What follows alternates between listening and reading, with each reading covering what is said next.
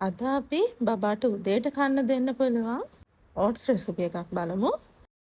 මම මුලින්ම අර්තාපල් ටිකක්, කැරට් ටිකක් හුමාලෙන් තඹ ගන්නවා. ඒක තැම්බෙන අතරතුරේදී ඕට්ස් ටිකක් පොල් කිරියක උයා ගන්නවා.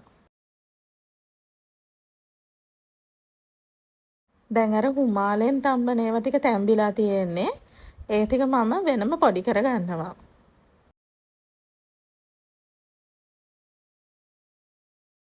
ඕට්ස් මිශ්‍රණයක් දැන් හැදීගෙන ඇවිල්ලා තියෙන්නේ.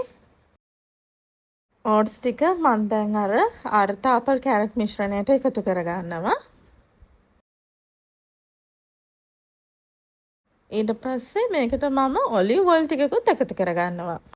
මේ රෙසිපි එකත් බබාට මාස 6 ඉඳලා දෙන්න පුළුවන්.